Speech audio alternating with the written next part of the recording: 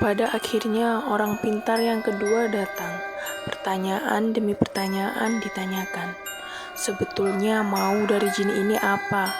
Ternyata ia cuma mau bertemu dengan Mas Dewa. Cuma Mas Dewa yang bisa menjanjikan jin ini keluar dari tubuh Mbak Uli. Diteleponlah Mas Dewa yang apesnya saat itu dia lagi di Bogor dan hari sudah menjelang malam atau maghrib saat itu. Karena keadaan yang darurat, akhirnya Mas Dewa mengiyakan paksaan dari orang pintar tersebut. Sembari menunggu Mas Dewa datang, orang pintar itu bertanya pada jin yang merasuki Mbak Uli. "Kenapa kamu mau ketemu Mas Dewa?" kata orang pintar. "Saya suka sama Mas Dewa, berwibawa, baik, tapi Mas Dewa sukanya sama Utari," kata jin tersebut dengan nada yang selalu lenjeh atau genit setiap ditanya yang bersangkutan dengan Mas Dewa. "Jadi kamu iri sama Utari?" tanya orang pintar itu lagi. "Saya mau merasa jadi Utari yang disayangi Mas Dewa," kata jin itu.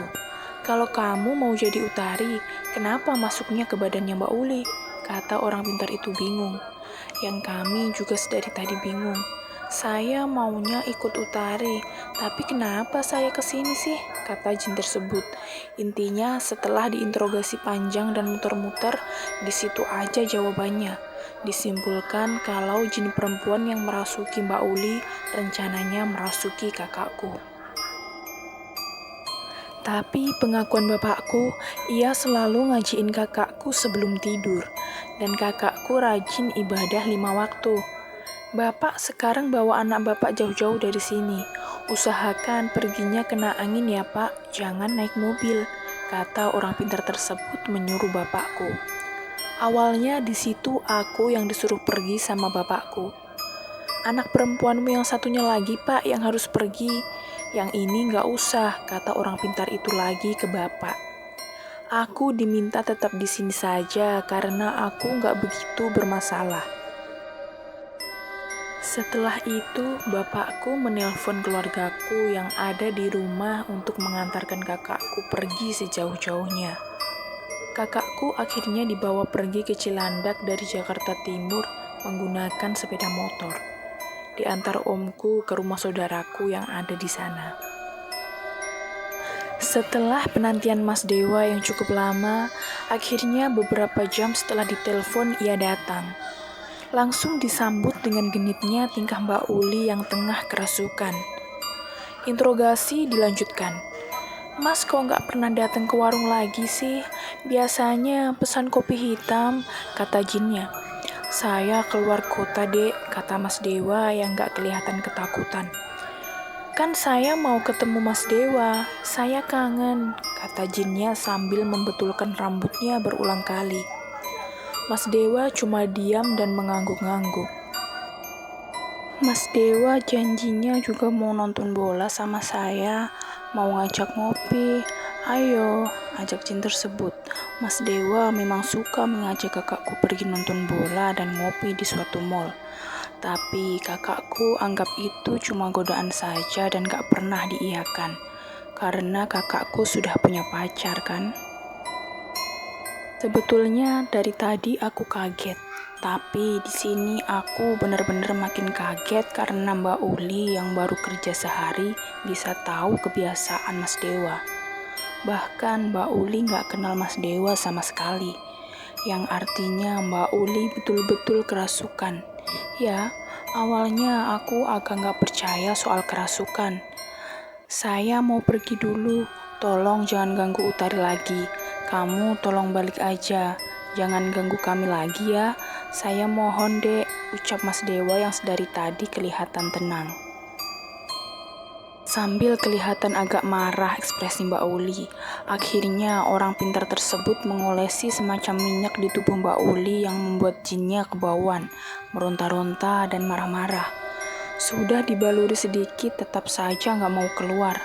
Dibacakanlah kalimat syahadat, tapi jin tersebut malah mengikutinya dan mengejanya perlahan. "Asyhadu an la ilaha illallah." Udah gitu aja. Betul-betul bikin jengkel tingkahnya yang betul-betul sulit untuk diusir. Akhirnya mau gak mau disiram minyak sebanyak-banyaknya sampai tumpah karpet musola. Karena tumpahannya ke karpet, saking geramnya orang pintar tersebut sampai meraup karpet tersebut dan diperas supaya minyaknya keluar lagi. Dioleskan lagi, akhirnya tubuh Mbak Uli melemas dan pingsan. Setelah proses tersebut, Mbak Uli akhirnya kami rawat di rumah. Setelah sadar, Mbak Uli nampak seperti linglung. Gak lama kemudian Mbak Uli sakit. Yang aku sendiri sulit mendeskripsikannya itu penyakit apa. Intinya ia selalu melamun, badannya yang semakin kurus. Mbak Uli juga gak jawab saat diajak bicara, pandangannya pun selalu kosong. Soal kakakku yang dibawa ke Cilandak itu, ia cuma menginap selama 2 hari. Setelah itu kakakku pulang, tapi memang gak ketemu dengan Mbak Uli. Karena kakakku ngekos dan kerja. Lagi pula kakakku diminta untuk gak nemuin Mbak Uli dulu. Karena Mbak Uli dirawat beberapa hari tak kunjung sembuh, akhirnya kami menelpon keluarganya yang ada di kampung. Dan Mbak Uli diminta orang tuanya untuk dibawa pulang saja, dirawat keluarganya di kampung. Kerap kali bapakku menanyakan kabar lewat telepon ke keluarganya. Jawaban keluarganya Mbak Uli masih sakit dan selalu menceritakan tentang kakakku. Mbak Utari tuh kalau ngaca suka ngeliatin matanya, ngeliatin alisnya, begitu terus yang diceritakan Mbak Uli pada keluarganya. Mbak Uli gak kunjung sembuh, sudah diobati ke orang pintar dan pengobatan alternatif pun gak kunjung sembuh.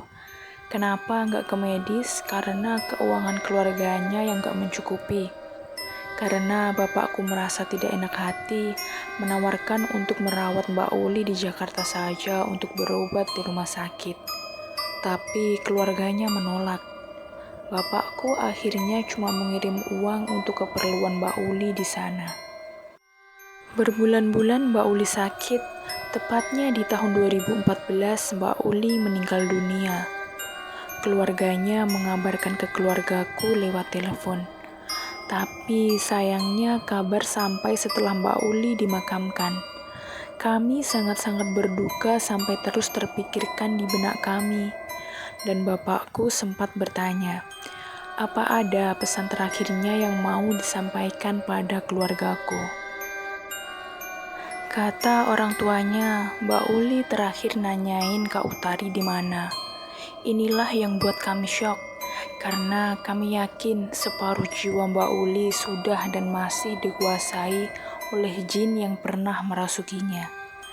Saat itu Kak Utari yang sedang ada di kosnya sendirian, kami suruh pulang malam itu juga.